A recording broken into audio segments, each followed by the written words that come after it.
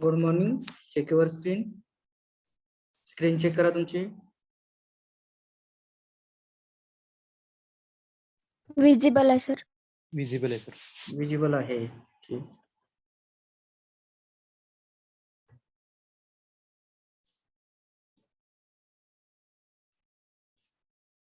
तर आता आपण आजच्या लेक्चरला इन्सुलेटिंग मटेरियलचा नेक्स्ट टाइप आपण बघणार आहोत. तो म्हणजे लिक्विड इन्सुलेटिंग मटेरियल. आता लिक्विड म्हणल्यानंतर आपल्याला लक्षात येतं ते तुम्ही ऑइल बघितलेलं आहे. अशा स्वरूपामध्ये असेल मटेरियल तर आपण काय म्हणणार आहे तर लिक्विड इन्सुलेटिंग मटेरियल म्हणणार आहे. तर आता सुरुवातीला आपण जे काही लिक्विड इन्सुलेटिंग मटेरियल आहे त्याच्या इन जनरल प्रॉपर्टीज आपण बघूया. हे त्यामध्ये नक्की कुठले आपण पॉइंट असतात, जसे सॉलिड प्रमाण आपण बघितले तसंच ह्यामध्ये आपण बघूया. आता liquid insulating material me in general property सांगतोय बरं का. पर्टिक्युलर असं मी ऑइल वॉर्निश किंवा बाकीचं असं कुठलंही मटेरियल कन्सिडर न करता इन जनरल जे काही आपलं लिक्विड इन्सुलेटिंग मटेरियल असेल त्याच्याबद्दल आपण डिस्कस करणार आहोत. आता त्यामध्ये पहिला जी काही प्रॉपर्टी पाहिजे ते म्हणजेच काय असतं तर त्याची काही हाय कंडक्टिव्हिटी असते त्यामध्ये. कुणाची तर थर्मलची. म्हणजे आपण काय म्हणू शकतो हाय थर्मल कंडक्टिव्हिटी. मग आता थर्मल कंडक्टिव्हिटी मीन्स व्हॉट आपण हे बघितलेलं आहे. म्हणजे फॉर एक्झाम्पल अजून ते जर आपण एक्सप्लेनेशन द्यायचं झालं तर आपण ट्रान्सफॉर्मर मध्ये काय करतो लिक्विड इन्सुलेटिंग मटेरियल यूज करतो म्हणजे ऑइल यूज करतो. मग त्या ठिकाणी जी काही आपल्या ट्रान्सफॉर्मर मध्ये तुम्ही त्याला डीपी म्हणता, ट्रान्सफॉर्मर मध्ये आपली जी काही प्रायमरी वाइंडिंग आणि सेकंडरी वाइंडिंग अशा दोन वाइंडिंग असतात. आणि ज्यावेळी त्या वाइंडिंग मधून आपला करंट पास होतो त्यावेळी त्या ठिकाणी काय होतं हीट प्रोड्यूस होते. मग ती हीट जी काही प्रोड्यूस झालेली आहे ज्या पार्ट मधून करंट फ्लो होतो म्हणजे कंडक्टिंग मटेरियल मध्ये हीट जी काही प्रोड्यूस झालेली आहे आणि त्याच्या भोवती आपण काय केलेलं असतं ऑइल फिल केलेलं असतं. मग त्या ऑइलनं काय केलं पाहिजे तर त्या ठिकाणची जी काही हीट आहे ते त्याने काय केली पाहिजे स्वतःकडे ऍब्झॉर्ब केली पाहिजे, स्वतःकडे कंझ्युम केली पाहिजे. मग हे लिक्विड मध्ये ते प्रॉपर्टी आपल्याला बघायला भेटते. म्हणजेच आपण काय म्हणू शकतो हाय थर्मल कंडक्टिव्हिटी. त्यानंतर नेक्स्ट काय असतं त्या लिक्विडच्या बाबतीत बोलायचं झालं तर त्याची जी काही डेन्सिटी आहे ते कमी असते. Means low density. देन त्यानंतर आपण फ्लॅश पॉइंट बद्दल बोललो होतो. जर लो फ्लॅश पॉइंट असेल तर तो मटेरियल लगेच फायर काय होतं कॅप्चर करतं म्हणजे आग लगेच कॅप्चर करतं आणि त्या ठिकाणी जे काय असेल ते नेक्स्ट आपल्याला ते प्रॉब्लेम क्रिएट होऊ शकतात. परंतु ज्यावेळी तुम्ही लिक्विड इन्सुलेटिंग मटेरियल यूज करता आपल्या इलेक्ट्रिकल डिव्हाइस मध्ये ऍज अ इन्सुलेटिंग मटेरियल म्हणून तर त्या ठिकाणी हा जो काही प्रॉब्लेम आहे तो आपला काही प्रमाणात अवॉइड होतो. म्हणजे ह्याचा जो काही फ्लॅश पॉइंट आहे तर तो कसा असतो हाय फ्लॅश पॉइंट असतो. आणि आपण काय म्हणतो जर लो फ्लॅश पॉइंट असेल तर ते काय होतं ज्वलनशील होतं. परंतु ह्या ठिकाणी आपण जर लिक्विड इन्सुलेटिंग मटेरियल यूज केलं फॉर एक्झाम्पल तुम्ही ऑइल घ्या आणि ऑइलला हीट अप्लाय करा. ऑइलला हीट अप्लाय करत आपण राहिलो तरी ते काय होतं पेट घेत नाही. म्हणजेच त्याचा जो काही फ्लॅश पॉइंट आहे तो कसा आहे जास्त आहे आणि तो आपल्याला ऍडव्हान्टेजेस म्हणून आपण या ठिकाणी यूज करतो. कधी ते आपण as a insulating material use केलं तर. मी फॉर एक्झाम्पल ऑइल सांगतोय, तुम्ही वॉर्निश असेल किंवा दुसरे इन्सुलेटिंग मटेरियल असतील ते कशामध्ये असतील कुठल्या स्वरूपामध्ये असतील तर लिक्विडच्या स्वरूपामध्ये असतील. ठीक आहे. त्यानंतर आपण हे जे काही लिक्विड इन्सुलेटिंग मटेरियल कशासाठी यूज करू शकतो तर त्याची जी काही आर्क क्वेंचिंग करण्याची प्रॉपर्टी आहे ते चांगले असते. म्हणजे आर्क म्हणजे काय हे आपण ऐकलंय कधी वर्ड. आपण म्हणू शकतो good arc quenching properties ARC means arc. ऐकलंय कधी हा वर्ड किंवा क्वेंचिंग आर्क ऐकलेलं नाही. क्वेंचिंग क्वेंच करणे. तर मग आपण काय म्हणतो लिक्विड इन्सुलेटिंग मटेरियल यूज केलं तर आपली जी काही आर्क आहे ते आपण लगेच क्वेंच करू शकतो. म्हणजे ह्याचा अर्थ काय आहे, तर आर्क म्हणजे काय, तर ज्यावेळी आपण दोन कॉन्टॅक्ट एकमेकापासून सेपरेट करतो, त्यावेळी त्या ठिकाणी काय होतं, हेवी स्पार्किंग होतं. आणि ते स्पार्किंग म्हणजेच काय, आपण त्याला काय म्हणतो आपल्या इलेक्ट्रिकल ह्याच्यामध्ये, तर आर्क म्हणतो. म्हणजे बघा, आपण सिंपल घरामध्ये ऑब्झर्व करतो, ज्यावेळी आपण स्विचची पोझिशन चेंज करतो, ऑनचा ऑफ करतो, ऑफचा ऑन करतो, त्यावेळी त्या ठिकाणी आपल्याला मायनर स्पार्किंग झालेलं दिसतं. आणि ते स्पार्किंग म्हणजेच काय, तर त्याला आपण आर्क म्हणू शकतो. तर आपण ज्यावेळी इलेक्ट्रिकल सप्लाय इंटरप्ट करतो म्हणजेच काय करतो, डिस्कनेक्ट करतो, दोन कॉन्टॅक्ट एकमेकापासून सेपरेट करतो. ज्यावेळी एकमेकापासून सेपरेट करतो त्यावेळी त्या ठिकाणी हेवी स्पार्क होतं. म्हणजे फॉर एक्झाम्पल, आपण आपल्या इलेक्ट्रिकल फील्डमध्ये प्रोटेक्शनसाठी सर्किट ब्रेकरचा यूज करतो. जिथं सबस्टेशन्स असतील त्या ठिकाणी हे सर्किट ब्रेकर आपण यूज करतो. तर हे सर्किट ब्रेकर काय करतात, आपल्याला सप्लाय इंटरप्ट करण्यासाठी आपण त्याचा वापर करतो. म्हणजेच एक कॉन्टॅक्ट असतात ते दोन कॉन्टॅक्ट ज्यावेळी आपला सप्लाय चालू असतो त्यावेळी क्लोज असतात, म्हणजे एका ठिकाणचा सप्लाय दुसरीकडे पाठवतात. आणि ज्यावेळी मला सप्लाय डिस्कनेक्ट करायचा आहे, तर मी काय करतो, ते कॉन्टॅक्ट एकमेकापासून सेपरेट करतो. आणि ज्यावेळी सेपरेट करतो चालू मध्ये, तर त्यावेळी काय होतं, त्या ठिकाणी हेवी आर्किंग होतं, म्हणजे स्पार्क होतं. तर आपण ते आर्क जर त्या ठिकाणी प्रोड्यूस झालं, तर त्याच्यामुळे त्या ठिकाणी फर्दर आपल्याला काय होऊ शकतात, ऍक्सिडेंट होऊ शकतात, किंवा आपलं जे काही डिव्हाइस आहे त्याला प्रॉब्लेम क्रिएट होऊ शकतात. त्यासाठी आपल्याला काय करावं लागतं, तर ते जे काही आर्क म्हणजे स्पार्किंग चालू आहे ते मला कमी वेळेमध्ये काय करायचं आहे, ते संपवून टाकायचं आहे. म्हणजे दोन कॉन्टॅक्ट सेपरेट झाले का, कॉन्टॅक्ट सेपरेट झाल्यानंतर जी काय आर्क त्या दोन्हीच्या मध्ये तयार होणार आहे, ते मला जास्त वेळ त्या ठिकाणी प्रेझेंट असून चालत नाही. तर त्या ठिकाणी मला काय करावं लागतं, ते आर्क त्याला संपवायचं आहे. आणि ते क्वेंच करणे म्हणजेच काय, किंवा क्वेंचिंग म्हणजेच काय, एक्सटिंग्विश करणे. आता एक्सटिंग्विश म्हणजे काय माहित आहे का, मी क्वेंचिंगला सिमिलर वर्ड सांगितला, एक्सटिंग्विश करणे.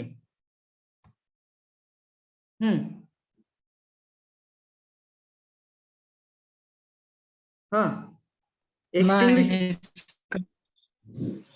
हा, रोल नंबर 65. नाही करणे किंवा विझवणे.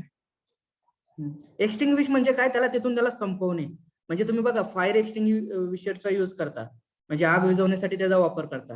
म्हणजे ह्या ठिकाणी आपण काय करणार आहे, एक्सटिंग्विश करतो म्हणजेच काय, ते जे काही आर्क त्या ठिकाणी प्रोड्यूस झालेली आहे, तयार झालेली आहे, त्याला तिथून काय करतो आपण, नाहीच करतो, त्याला तिथून संपवून टाकतो. मग ते संपवण्यासाठी आपण जे मटेरियल यूज करतो, ते आपण लिक्विड जर यूज केलं तर सॉलिड पेक्षा हे लिक्विड आपल्याला कसं आहे, जास्त चांगलं आहे. म्हणजे आपण ते काय म्हणू शकतो, गुड आर्किंग क्वेंचिंग प्रॉपर्टी. म्हणजेच ऍज कम्पेअर टू अदर, आपल्याला लिक्विड काय करतं, इझिली त्याला ते आर्क जी काही तयार झालेली आहे ते काय होतं, संपवण्यासाठी आपल्याला मदत करतं. ठीक आहे, तर त्याला म्हणायचं आर्क क्वेंचिंग प्रॉपर्टी हे लिक्विडची चांगली असते. परंतु मलाच क्वेश्चन पडतो बरं का, तुम्हाला पडतो का माहित नाही. ज्यावेळी दोन कॉन्टॅक्ट आपण ते पोझिशन चेंज करतो, म्हणजे ऑफ आहेत किंवा ऑन आहेत, त्यावेळी आपण काय करतो, एकमेकापासून सेपरेट करतो. मग हे सेपरेट करताना त्या ठिकाणी स्पार्किंग म्हणजे आर्क त्या ठिकाणी कशामुळे प्रोड्यूस होत असेल, कोण सांगू शकेल का, काय होत असेल त्या ठिकाणी नक्की, की जेणेकरून मी ज्यावेळी किंवा माझ्या डोमेस्टिक पर्पज साठी मी जे स्विच वापरतो त्यावेळी पण मला काय वेळा त्या ठिकाणी काय होतं, मी ऑब्झर्व केलं तर माझ्या लक्षात येतं, मी ज्यावेळी स्विच प्रेस करतो, मग ते पोझिशन कुठलीही असू द्या, ऑनचे ऑफ करा किंवा ऑफचे ऑन करा, त्या ठिकाणी थोडंसं मला स्पार्किंग त्या ठिकाणी प्रोड्यूस झालेलं दिसतं. ते कशामुळं,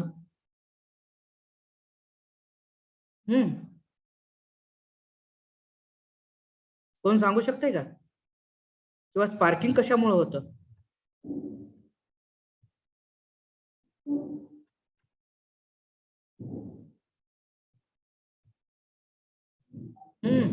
डायरेक्ट सेकंड इयर ITI झालेले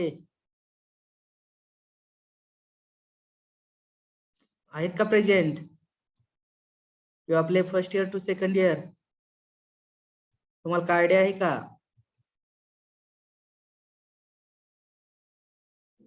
येस सर, और नो? इलेक्ट्रॉनचा फ्लो स्टॉप झाल्यामुळे. रिपीट करा. इलेक्ट्रॉनचा फ्लो स्टॉप झाल्यामुळे. इलेक्ट्रॉनचा फ्लो स्टॉप झाल्यामुळे आर्क प्रोड्यूस होते.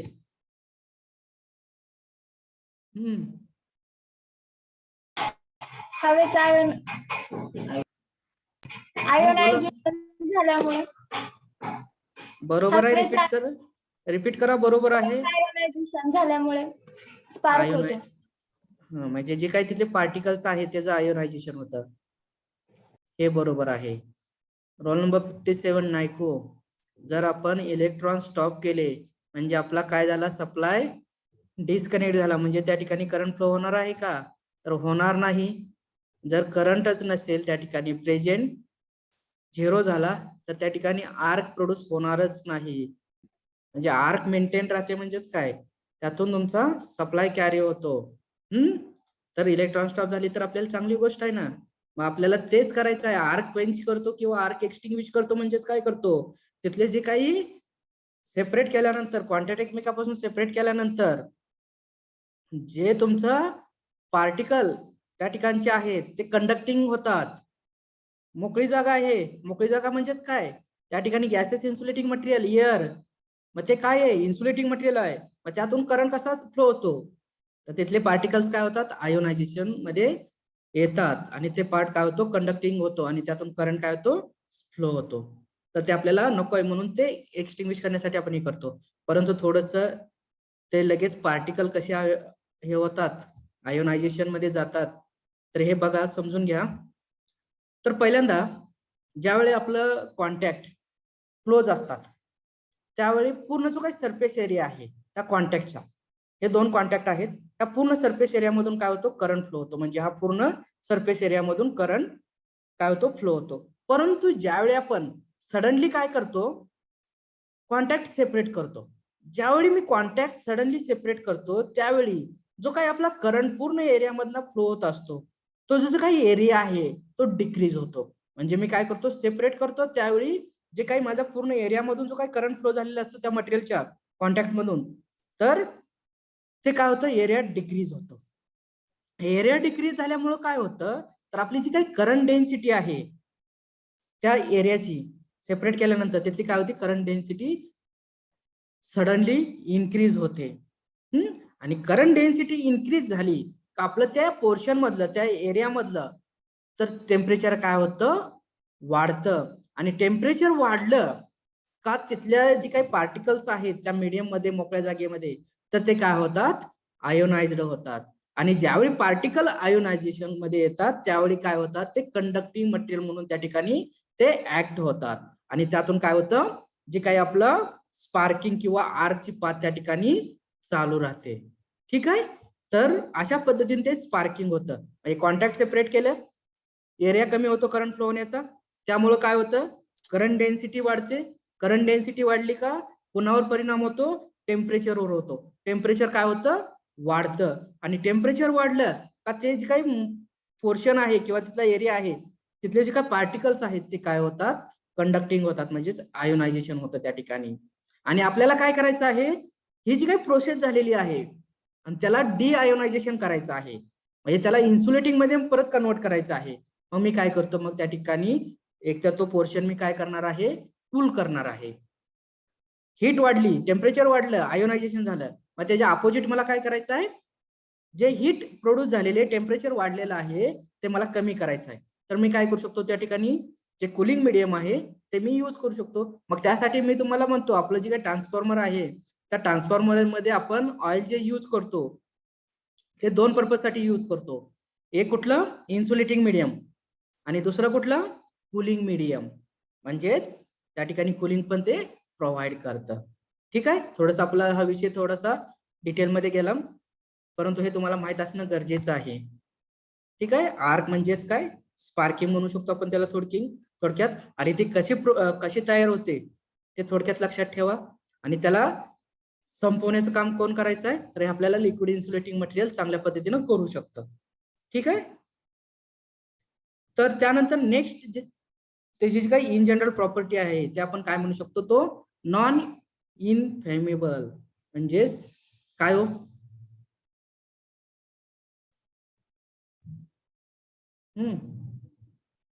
नॉन ज्वलनशील नसणे.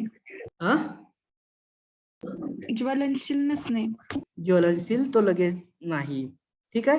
परंतु एक पर्टिक्युलर टेम्परेचर नंतर तो थोडस ज्वलनशील होऊ शकतो, परंतु इनिशियल स्टेजला किंवा जे काही आपलं जे टेम्परेचर राईज होणार आहे त्याला तो काय होणार आहे, ज्वलनशील होणार नाही. त्यानंतर तो नॉन काय म्हणू शकतो आपण त्याला, मी ऑइल घेतलं, ऑइल यूज केलं तर ते विषारी असतं का हो? मला त्याच्यामुळे काही रिॲक्शन वगैरे होते का? मी ऑइल घेतलं आणि ऑइलची जी काही डायलेक्ट्रिक स्ट्रेंथ आहे ते चेक करण्यासाठी मी हातामध्ये पकडलं, तर मला काय त्या माझे जे काही बॉडीचे पार्ट आहेत त्याला काही इजा होते का? होत नाही, म्हणजे ते विषारी नाही, ठीक आहे. त्यानंतर त्याची जी काही रेजिस्टिव्हिटी आहे ते जास्त प्रमाणात असते, म्हणजे हाय असते. ते किती असते तर मोर दॅन 10⁶ ओहम मीटर, म्हणजे 10 वर परत 6 झिरो म्हणजे किती होतात? 1 लाख, 10 लाख. बघा 10⁶ म्हणजे किती, तेवढी त्याच्यापेक्षा त्याची रेजिस्टिव्हिटी जास्त असू शकते, ठीक आहे. तर हे होतं काय आपलं इन जनरल लिक्विड इन्सुलेटिंगच्या प्रॉपर्टी. मग हे जे काही लिक्विड इन्सुलेटिंग जे काही मटेरियल आहे ते आपण कुठे कुठे युज करतो आपल्या इलेक्ट्रिकल फील्ड मध्ये? तर एक तर मी आता तुम्हाला सांगितलं डिव्हाइस, ते म्हणजे कुठलं, ट्रान्सफॉर्मर. इन्सुलेटिंग मीडियम आणि कुलिंग मीडियम म्हणून त्या ठिकाणी तो ऍक्ट होतो. त्यानंतर कपॅसिटर मध्ये आपण जे कंडेन्सर युज करतो का, मग त्यामध्ये आपण पेपर, मायका, सिरॅमिक मटेरियल युज करतो. सिमिलर आपण त्या जे काही 2 कंडक्टिंग प्लेट आहेत ते प्लेटला सेपरेट करण्यासाठी डायलेक्ट्रिक मीडियम म्हणून आपण काय करू शकतो, ऑइल यूज करतो. आणि ज्यावेळी मी ते कपॅसिटर मध्ये जर ऑइल यूज केलं तर तो काय म्हणतो मी, त्या कपॅसिटरला नाव काय दिलेलं आहे आपण, ऑइल फिल्ड कपॅसिटर. म्हणजे ऑइल फिल्ड कपॅसिटर म्हणजेच काय, त्या ठिकाणी त्या कपॅसिटर मध्ये आपण काय केलेलं आहे, इन्सुलेटिंग मटेरियल कुठलं वापरलेलं आहे तर ऑइल यूज केलेलं आहे. म्हणजे कपॅसिटर मध्ये आपण वापरतो, म्हणजे कंडेन्सर तुम्ही म्हणता, ठीक आहे. त्यानंतर सर्किट ब्रेकर, मी आता तुम्हाला सांगितलं आपल्याला सप्लाय इंटरप्ट करण्यासाठी, डिस्कनेक्ट करण्यासाठी, बंद करण्यासाठी आपण काय करतो, सर्किट ब्रेकरचा यूज करतो. तुम्ही घरामध्ये जे MCB वापरता, मिनीचर सर्किट ब्रेकर, हा एक सर्किट ब्रेकरचा टाईप आहे. तसंच आपल्याकडं वेगवेगळे जे काही सर्किट ब्रेकर आहेत त्यामध्ये ऑइल सर्किट ब्रेकर एक आहे. मग त्या ठिकाणी आपण त्याचा वापर करतो. म्हणजे आपल्याकडे जे काही वेगवेगळे इन्सुलेटिंग मटेरियल आहेत ते आपण त्या सर्किट ब्रेकर मध्ये यूज करतो, त्याच्यानुसार त्याची नावं डिसाईड झालेली आहेत. तुम्ही जर जवळच्या आसपास सबस्टेशन मध्ये कधी व्हिजिट केली तर तुम्हाला त्या ठिकाणी बघा, तिथल्या पर्सनला विचारलं की आपल्या सबस्टेशन मध्ये कुठलं सर्किट ब्रेकर आहे, तर ते सांगू शकतात एअर सर्किट ब्रेकर किंवा व्हॅक्यूम सर्किट ब्रेकर किंवा ऑइल सर्किट ब्रेकर. म्हणजेच काय तर त्या आपण त्या ठिकाणी जे आर्क प्रोड्यूस होणार आहे किंवा त्याची काही कॉन्टॅक्ट म्हणजे स्पार्किंग होणार आहे त्याला नाहीसं करण्यासाठी आपण कुठलं मीडियम यूज करतो त्याच्यानुसार काय होतं, त्या सर्किट ब्रेकरचे टाईप पडतात. मग आपल्या घरामध्ये आपण कुठलं वापरतो, एक स्मॉल मिनिचर सर्किट ब्रेकर. आणि मिनिचर सर्किट ब्रेकर मध्ये ज्यावेळी आपण ते कॉन्टॅक्ट सेपरेट होतात त्यावेळी पण त्या ठिकाणी आर्क प्रोड्यूस होते, म्हणजे आर्क तयार होते, स्पार्किंग होतं. मग त्याला नाहीसं काम करण्यासाठी आपण जे आपली नॅचरल एअर आहे त्याचा वापर करतो त्या ठिकाणी. म्हणजे आपले जे काय ऍटमॉस्फिअर मध्ये जे एअर आहे त्याचा आपण वापर करतो. म्हणून मी त्यासाठी वर्ड कुठला वापरला तर नॅचरल एअर, कारण त्याची कॅपॅसिटी स्मॉल असते, त्यासाठी आपल्याला स्पेशल असे प्रोव्हिजन करायची गरज पडत नाही. मग आपण लिक्विड इन्सुलेटिंग मटेरियल कुठं वापरू शकतो, सर्किट ब्रेकर मध्ये वापरू शकतो. आणि सर्किट ब्रेकर मध्येच त्याचा एक टाईप कुठला आहे, ऑइल सर्किट ब्रेकर. हे बाकीचे तुम्हाला मी नावं सांगितले ते माहित असू दे, आपल्याला नेक्स्ट पुढं स्टडी करायचंच आहे, ठीक आहे. त्यानंतर आपण जे केबल यूज करतो त्या केबल मध्ये आपण काय करू शकतो, ह्या ऑइलचा वापर करतो, ठीक आहे. तर हे असे आपण वेगवेगळे जे काही ऍप्लिकेशन आहेत त्यामध्ये लिक्विड इन्सुलेटिंग मटेरियल यूज करू शकतो. म्हणजे मी ऑइलच फक्त सांगतोय, मग या ठिकाणी जे लिक्विड स्वरूपामध्ये अवेलेबल आहेत ते आपण ऑइलच्या ठिकाणी रिप्लेस करू शकतो. तुम्हाला माहित आहे म्हणून मी ते ऑइलचं एक्झाम्पल देतोय. ठीक आहे. तर अप्लिकेशन लक्षात आले का? ट्रान्सफॉर्मर, लिक्विडचे application, capacitor, circuit breaker, cable हे आपण सांगू शकतो. त्यानंतर नेक्स्ट जो आहे तो आपल्याला लिक्विड इन्सुलेटिंग मटेरियलचे किती टाइप्स पडतात. तर त्यामध्ये पहिला आपण ट्रान्सफॉर्मर ऑइल म्हणतो किंवा त्यालाच मिनरल ऑइल म्हणतो. त्यानंतर वॉर्निश, त्यानंतर सिंथेटिक लिक्विड आणि एनेमल. हे जे काय असेल ते आपण काय करतो आपल्या इलेक्ट्रिकल मध्ये as a liquid insulating material म्हणून याचा यूज करतो. ठीक आहे. तर आता आपल्याला हे जे काय ट्रान्सफॉर्मर ऑइल किंवा त्याला मिनरल ऑइल म्हटलं जातं किंवा वॉर्निश, ह्या तुम्ही दोन गोष्टी बघितलेल्या आहेत. परंतु जे काही नेक्स्ट दोन नाव तुम्हाला सांगितले ते तुम्ही ते ऐकलेले असतील, फक्त ते बघितलेलं नसेल. ठीक आहे. आता वॉर्निश सर्वांनी बघितलेलं आहे का हो? वॉर्निश बघितलेलं आहे का? Yes sir. सर. हो सर. जर बघितलेलं नसेल आणि आता सध्या तुम्ही ज्या ठिकाणी आहात त्या ठिकाणी जर एखादं रिवाइंडिंगचं जर शॉप असेल तर त्या ठिकाणी बघा ते वॉर्निश त्या ठिकाणी प्रेझेंट असतं. आपण ते काय करतो, जे काही आपलं मोटर किंवा जे काही आपलं डिव्हाइस बर्न झाल्यानंतर त्या ठिकाणी आपण नवीन जे काय असेल ते मटेरियल ऍड करतो, कंडक्टिंग मटेरियल कॉइल करून. नंतर फायनली आपण काय करतो त्याच्यावरून वॉर्निश इन्सर्ट करतो. म्हणजे ती कुठली प्रोसेस झाली? इम्प्रिग्नेशन प्रोसेस झाली. त्याची स्ट्रेंथ वाढवतो, हे करतो. मग ते काय होतं, डायरेक्टली आपण varnish as a insulating material म्हणून यूज करत नाही, तर काय करतो जे प्रिव्हियस मटेरियल आहे त्याच्यावरून आपण ते सोडतो. म्हणजेच काय करतो त्याला स्ट्रॉंगनेस पण काय होतो, वाढवतो. म्हणजे आधीच काय असतं, कॉपर वायर आहे त्याच्यावरून थोडासा लेअर असतो, वरून मी काय करतो अजून परत ते वॉर्निश इन्सर्ट करतो. म्हणजे ते काय होतं, लेअर त्यावर व्यवस्थित त्यामध्ये येतो आणि त्यामध्ये काय होतं त्याची स्ट्रेंथ वाढते किंवा जे काही हायग्रोस्कोपिक आहे तो जे काही पॉईंट आपला तिथून क्लिअर होतो.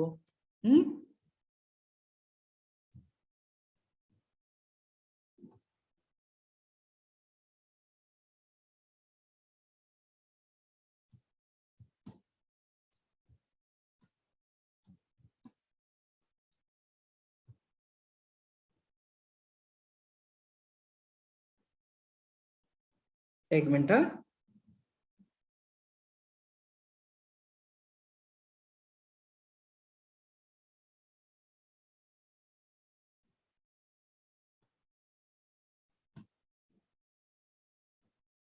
बघा आता तुमच्या स्क्रीनवर आता इथे एक बघा हा रीळ दिसतोय. रीळवर काय केलेले, कॉपर वायर माउंट केलेली आहे आणि आपण काय करतो वरून ते वॉर्निश हे करतो, इन्सर्ट करतोय.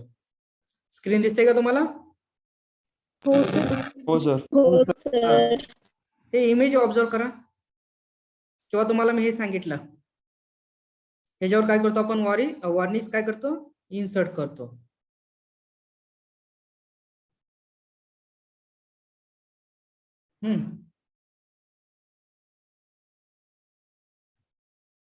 या ठिकाणी तुम्हाला व्यवस्थित दिसेल. हे जे काय आपले कॉपर वायर आहे त्याच्यावरून काय केलेलं आपण वरून इम्प्रेग्नेशन प्रोसेस करतो बाय युजिंग वॉर्निश. ठीक आहे.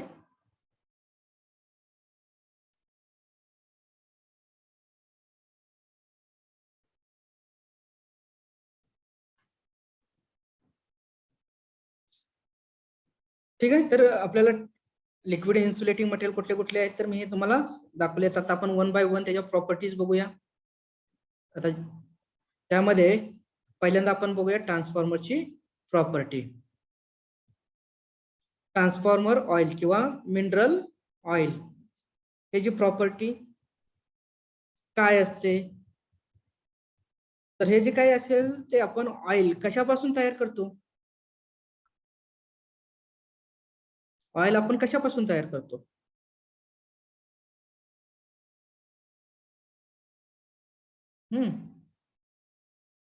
लवकर लवकर. तुम्ही ऑइल बघितलेला आहे, यूज केलेला आहे, मग ते कशापासून तयार करतो आपण माहित पाहिजे ना.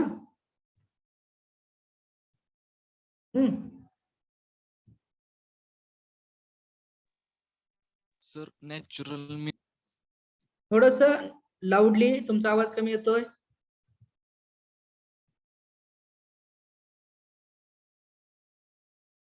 बोला. Natural mineral oil. मी काय म्हटलं, मिनरल ऑइल मीन्स आपलं ट्रान्सफॉर्मर ऑइल. मग हे ऑइल किंवा इन जनरल जे आपण ऑइल म्हणून म्हणतो ते ऑइल कशापासून तयार केलेलं असतं?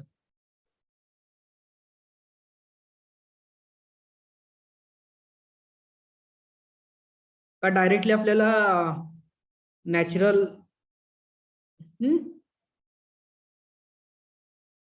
नॅचरल म्हणजे काय? नैसर्गिक. तर लक्षात ठेवा, हे जे काही क्रूड हा वर्ड ऐकला असेल, किंवा त्याला आपण रॉ म्हणतो. तर एक क्रूड ऑइल पासून हे आपण काय करतो, ट्रान्सफॉर्मर ऑइल किंवा मिनरल ऑइल तयार करतो. ठीक आहे. त्यानंतर नेक्स्ट त्याची जी काही ब्रेकडाऊन कॅपॅसिटी हे जी अप टू 50 किलो व्होल्ट म्हणजे 50 किलो व्होल्ट पर्यंत असते. मग 50 किलो व्होल्ट म्हणजे याचा अर्थ काय आहे?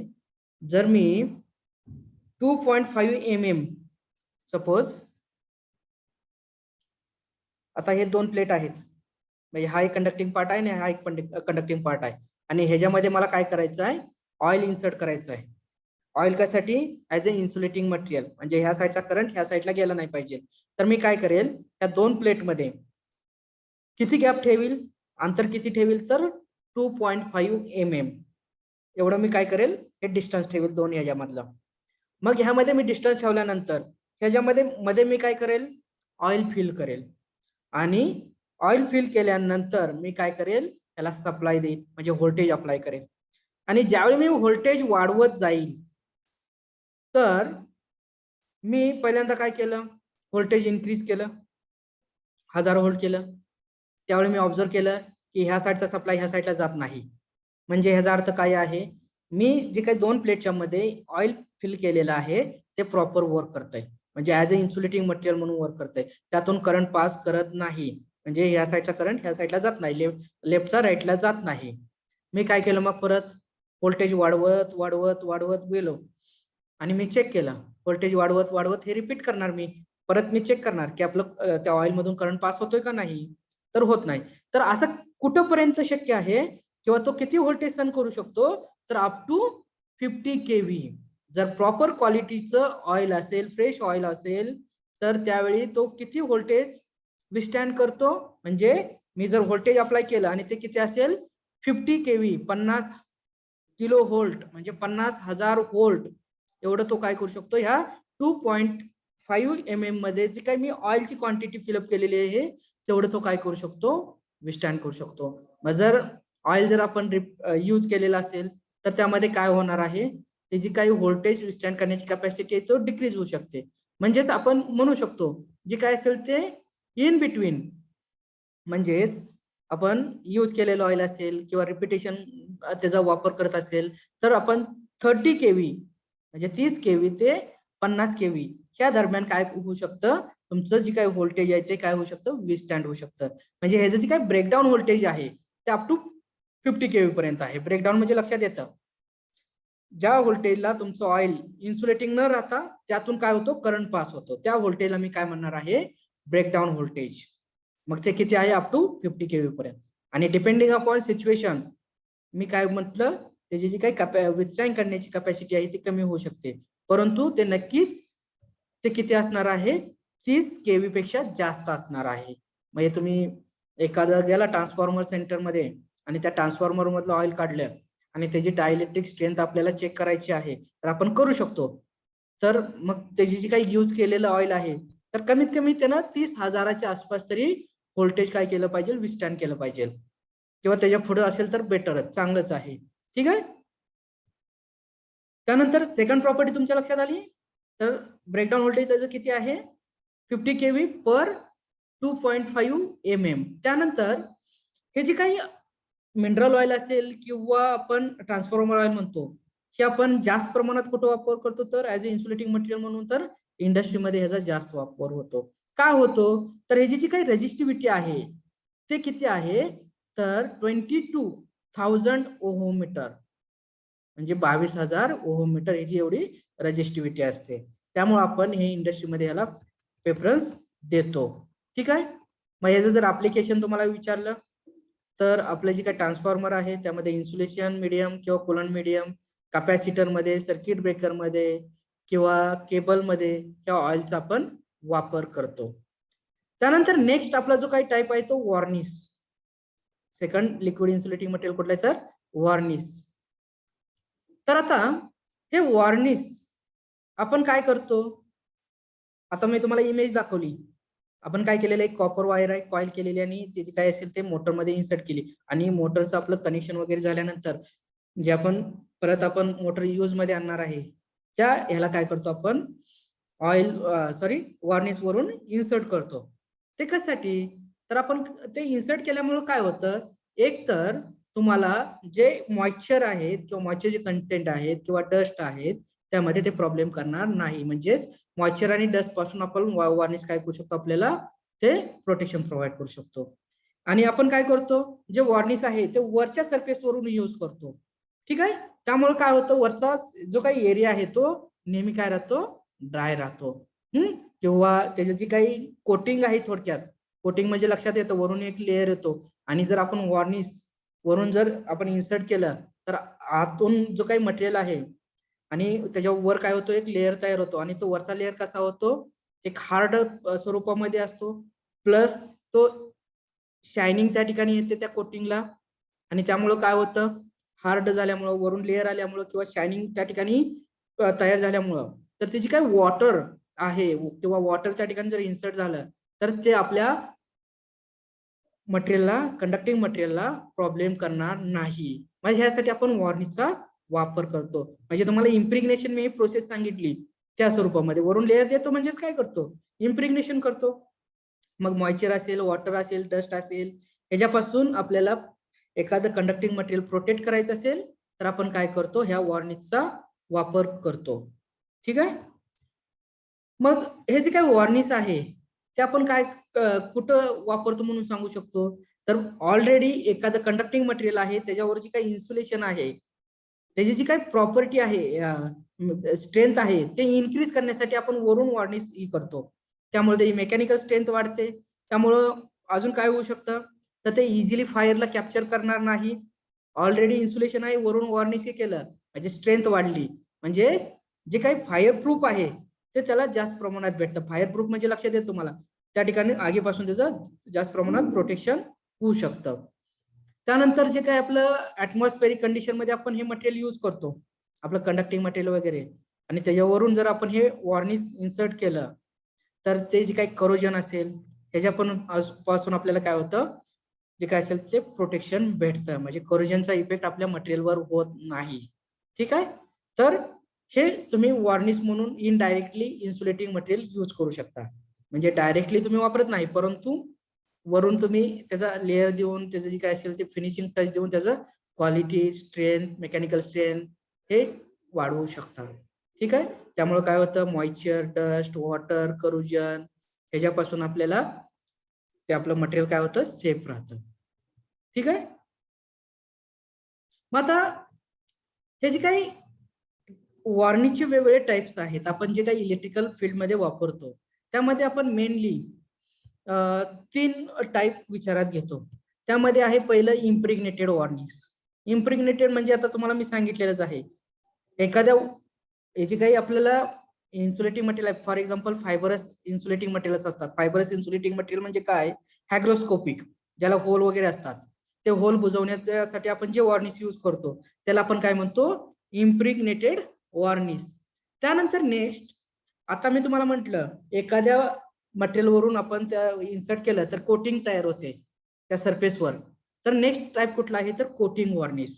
कोटिंग म्हणजेच काय, तर वरून एक लेअर तयार होतं, त्यामुळे काय होतं, ते मटेरियल हार्ड होतं किंवा टफ म्हणू शकतो आणि त्याची काय असेल ते त्याची थोडक्यात चकाकी येते, म्हणजेच त्याला आपण काय म्हणतो शायनिंग त्या ठिकाणी होतं.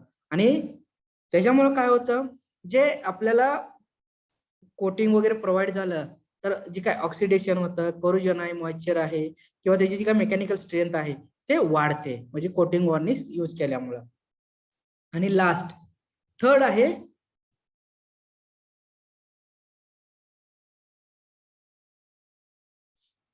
थर्ड ऍडिसिव्ह वॉर्निश, म्हणजे चिकटपणा असतो त्या वॉर्निशला.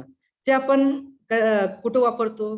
ज्या ठिकाणी आपण मायका यूज केलेला आहे, ग्लास यूज केलेला आहे किंवा अदर इन्सुलेटिव्ह मटेरियल आहे, त्यासाठी ते आपण त्या ठिकाणी ते यूज करतो. त्यासाठी बाइंडर म्हणून ते चिकटपणा असल्यामुळे काय होतं, ते एक जीव होतं. ठीक आहे, तर हे 3 टाईप ऍडिशनल लक्षात असू द्या.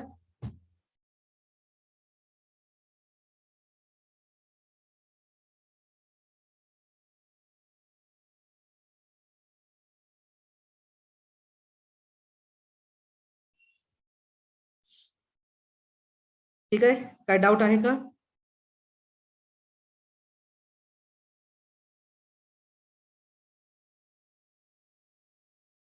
काय डाऊट आहे का?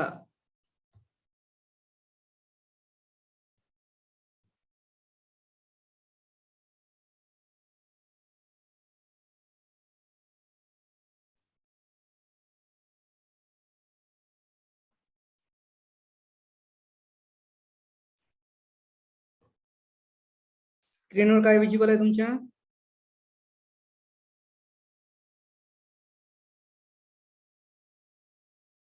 युट्यूबवरचा व्हिडिओ. ठीक आहे. Synthetic rubber, thermosetting plastic end thermoplastic, in sub pay short note लिखने को आते हैं, इसलिए मैंने सोचा इस पे वीडियो बनाया जाए। सभी पे मैं थोड़ी थोड़ी थ्योरी बताऊंगा जिससे आप शॉर्ट नोट लिख सकें, उसमें 2, 3, 4 नंबर का जो भी क्वेश्चन आ सका उसमें नंबर ले सकें। सबसे पहले समझते हैं फ्रेंड सिंथेटिक रबर क्या होता है। उससे पहले आप अभी हमारे बहुत सारे वीडियो डाल चुका हूँ, वो आप देखें, उसका फायदा उठाएं एग्जाम में। उस पर डायरेक्ट जाने के लिए आप हमारी स्क्रीन पर टच करें, ऊपर राइट कॉर्नर में आई बटन दिख रहा होगा, आई बटन पर क्लिक करेंगे तो डायरेक्ट हमारे वीडियो सेक्शन पहुंच जाएंगे, वहां आपको सारी वीडियो मिल जाएगी। इसके अलावा एक रिवीजन के लिए मैंने एक वीडियो बनाया, इसमें सारे इंपॉर्टेंट क्वेश्चन को कंसीडर किया, सिर्फ क्वेश्चन को, टॉपिक को समझाया, किस तरह के क्वेश्चन आते हैं और किस तरह याद करना है आपको। ठीक है, तो आप वो जरूर देख लें। तो स्टार्ट करते हैं सिंथेटिक रबर। एक्चुअली क्या होती है सिंथेटिक रबर, पहले समझते हैं।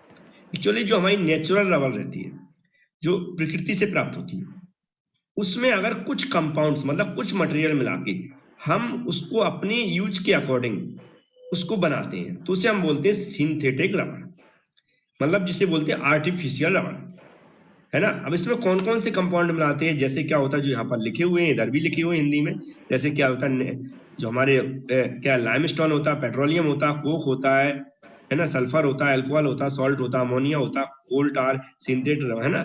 इस तरह हमने कहने का मतलब ये इन मटेरियल को अपने अपने यूज के अकॉर्डिंग अलग अलग मिलाते हैं। अभी इसमें क्वेश्चन दूसरा बनता है किस टाइप से। हमने सिंथेटिक रबर का सबसे अच्छा एग्जांपल जो हम टायर में रबर लगाते हैं, टायर बनाते हैं देखिए रबर की, वो सिंथेटिक रबर होती है ना।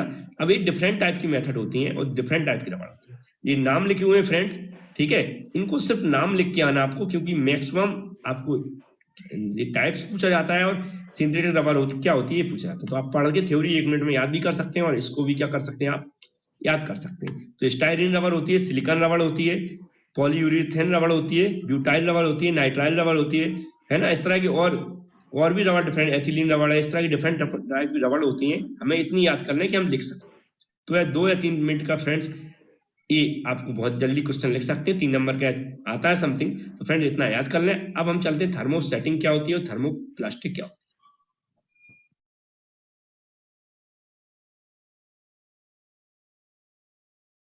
नाही, लक्षात आलं असेल तुम्हाला, नॅचरल रबर मध्ये हे जे काही अदर मटेरियल तुम्ही जर यूज केले, म्हणजे जसं आपण ऑलॉय म्हणतो, हे आपण ऑलॉय मटेरियल्स हा वर्ड यूज करतो, म्हणजे 2-3 मटेरियल एकत्र केल्यानंतर जे मटेरियल तयार होतं त्या टाइप मध्ये तुम्ही लक्षात ठेवू शकता, सिंथेटिक रबर किंवा सिंथेटिक ऑइल. आता तुम्ही इथं फॉर एक्झाम्पल दिलेले आहेत त्याने, तुम्ही जर सिलिकॉन यूज केलं तर तो काय झाला, सिलिकॉन रबर. परंतु कुठल्या कॅटेगरी मधला आहे तो, तर तो सिंथेटिक रबर मध्ये झाला. मग तुम्ही कुठलं मटेरियल त्यामध्ये इन्सर्ट करताय, कॉम्बिनेशन कुणाचं करताय, त्यानुसार त्याचं जे काय असेल ते. मग आता तुमची जी काही रिक्वायरमेंट काय आहे, तुमचं ऍप्लिकेशन काय आहे, तुम्ही कुठल्या कंडिशन मध्ये कुठल्या सिच्युएशन मध्ये यूज करणार आहे, त्यानुसार तुम्हाला ते मटेरियल काय करावं लागतं, सिलेक्ट करावं लागतं. ठीक आहे.